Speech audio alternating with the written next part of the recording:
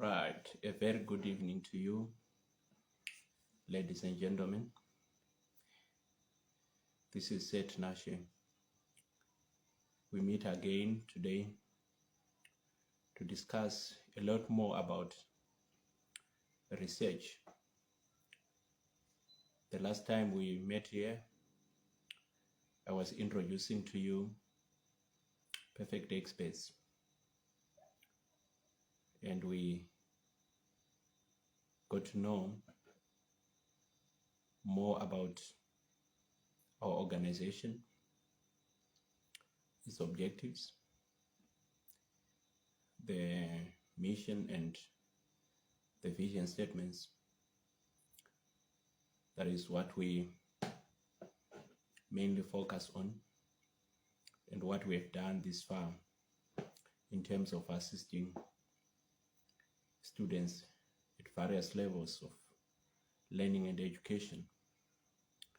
I'm very happy tonight to meet you to try and discuss more about pertinent issues which relate to research methodology. So I'm going to focus on a lot of things here. We're going to look at the meaning of research, going to define it, also going to look at the characteristics of research and how do we formulate a research problem.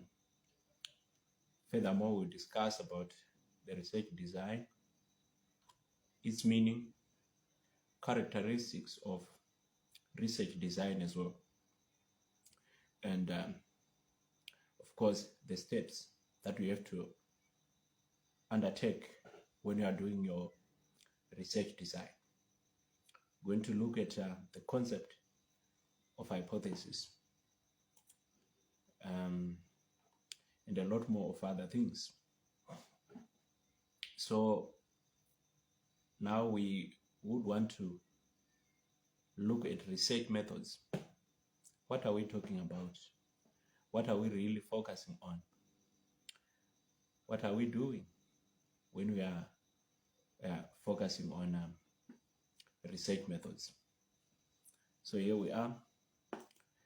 Research methods, we can define it as a systematic techniques and procedures which we use to collect, number one. Number two, to analyze.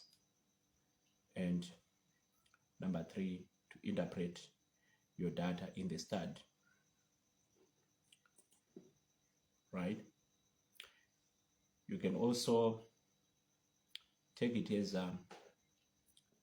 specific procedures or techniques which we use to identify, to select, to process, and analyze information about a topic. So in a research paper,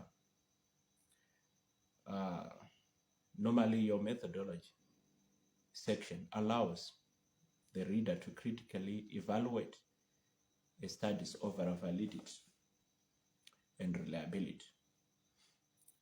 So the methodology section answers two main questions. How was the data collected? How did we generate the data? And how was it analyzed? So specifically, we are saying research in broad terms. It's a process of systematic inquiry that entails collection of data, documentation of critical information, and analysis and interpretation of that data or information in accordance with suitable methodologies set by specific professional fields and academic disciplines. Why do we conduct research? We carry out research in order to evaluate the validity of a hypothesis. or an interpretive framework, or to assemble a body of substantive knowledge and findings for sharing them in appropriate manners, and to generate questions for further inquiries. I want to take you further and look at the characteristics of research. There are a number of them. Most importantly, research involves a systematic approach. There is a way of doing it. There is a way of carrying it out. So you got to have a systematic approach that you follow. This helps you to have or produce accurate data. So what are we saying here? There are rules and procedures which are very, very important, and they are part of that process that will help you to set the objectives. Your research need also to practice ethics and a code of conduct while making observations or drawing conclusions. So you don't do this haphazardly. We have procedures that we must follow, which may differ from organization to organization, which may differ from department to department. Could be from humanities, other social sciences, business and finance, and